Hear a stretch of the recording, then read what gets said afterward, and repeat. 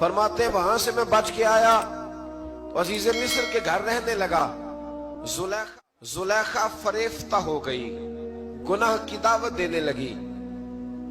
تو حضرت یوسف نے کہا قال معاذ اللہ, میں اللہ کی پناہ چاہتا ہوں. سارے دروازے بند کر کے جب وہ پیچھے بھاگی, اصل حسین وہی شخص ہوتا ہے جو اپنے باطن کے حسن کو بچا لیا کرتا ہے. جو سوداگری کرنے لگے وہ تھوڑا حسین ہوتا ہے. حضرت یوسف علیہ السلام جب بھاگے تو اس نے پیچھے سے پکڑ کے کرتا کھینچا, کرتا پھٹ گیا. ابھی آپ دروازے تک پہنچے تھے, عزیز مصر خود آ گیا. اس نے آگے کہا یہ کیا ہو رہا ہے؟ تو اس نے مکر کیا. زلیخا نے کہنے لگی کہ ہونا کیا ہے, اس کو گھر میں رکھ کے پالا ہے, اب جوان ہوا ہے تو معاذ اللہ اس نے میرے طرف دست درازی کرنے کی کوشش کی ہے. حضرت یوسف پھر خاموش ہو گئے. بھائی بیچ رہے تھے تو پھر بھی خاموش تھے. کبھی کبھی کچھ چیزیں خاموش رہ کے سہنی پڑتی.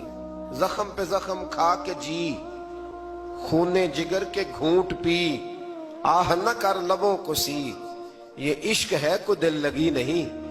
حضرت یوسف علیہ السلام پھر چوپ ہے. زلیخا نے بڑی باتیں کی.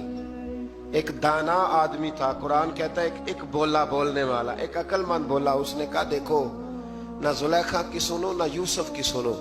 اگر تو کرتا آگے سے پھٹا ہوا ہے تو پھر غلطی ہے جناب یوسف کی, اور اگر پیچھے سے پھٹا ہے تو پھر زلیخا کی غلطی.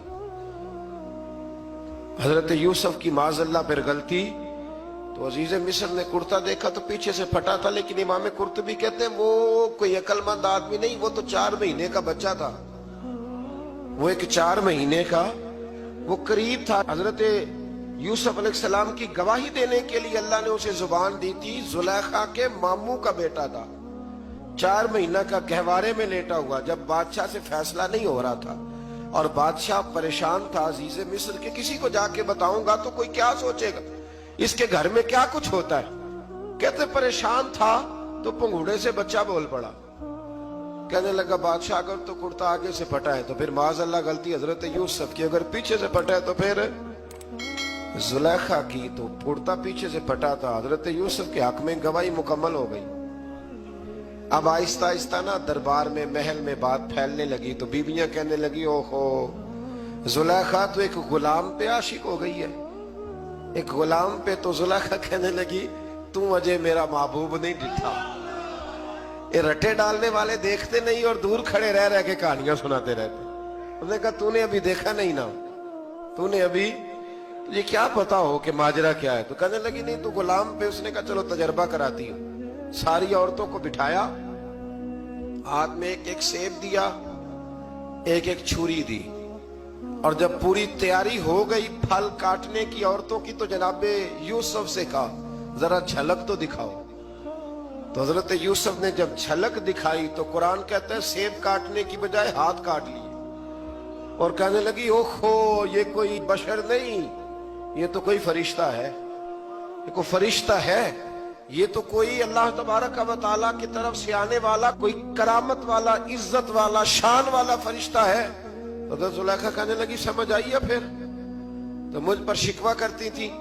تو اب وہ بات بھی آہستہ آہستہ پھیلنے لگی کہ حضرت یوسف علیہ السلام کی غلطی نہیں, غلطی زلیخا کی.